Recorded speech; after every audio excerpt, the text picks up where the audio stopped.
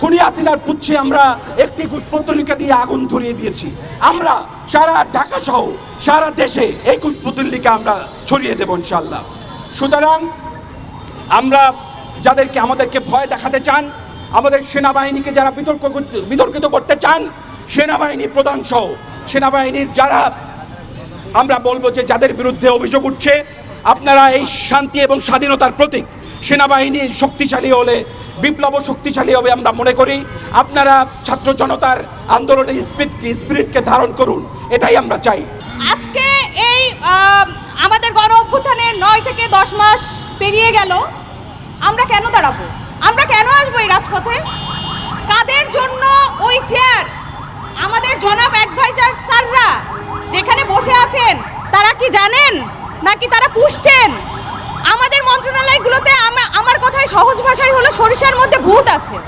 এই সরিষার মধ্যে যারা ভূত, আমাদের ফ্যাসিস্টের এমপিরা পালিয়েছে, মন্ত্রীরা পালিয়েছে, কিন্তু ফ্যাসিস্ট যে ভূতগুলো পোষা গিয়েছে মন্ত্রণালয়ে আমলাতন্ত্রের মধ্যে বড় বড় চেয়ারে যারা বসে আছে, তাদের বিচার কারা করবে?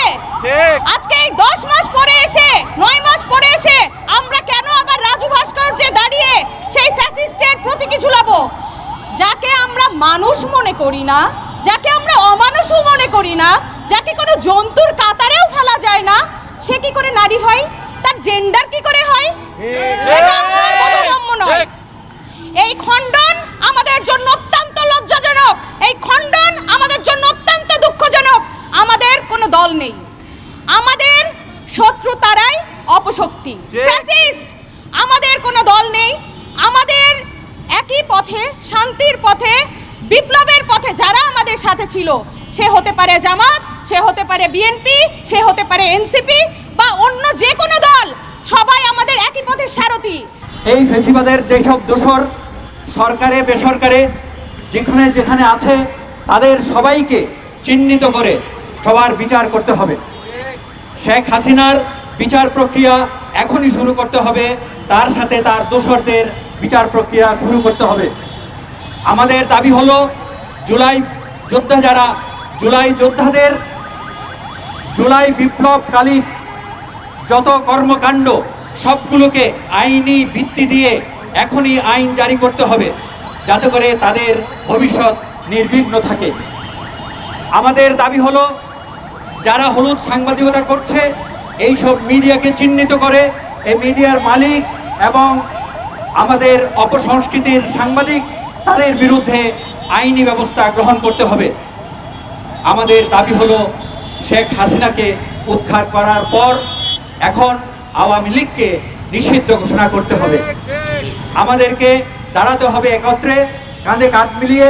আমাদের সাংস্কৃতিক বন্ধুগণ, যাদের হাতের কলম, আমাদের মিডিয়া বন্ধুরা যাদের ক্যামেরা সচল, তাদেরকে এই স্বৈরাচারের দোসরদের বিরুদ্ধে একত্রিত থাকতে হবে, সক্রিয় থাকতে হবে এবং জুলাইয়ের চেতনাকে আমরা কখনো ভুলব না।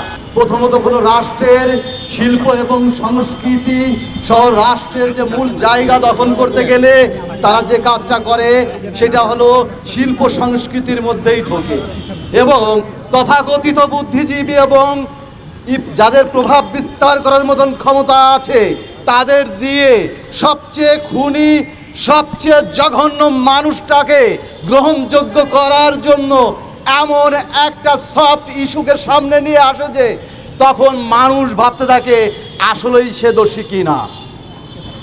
শেখ হাসিনা, খুনি শেখ হাসিনার যে প্রতিকৃতি এখানে ঝুলানো আছে সেটা জাগ্রত জুলাইয়ের যারা দায়িত্বশীল তারা ঝুলিয়েছিল।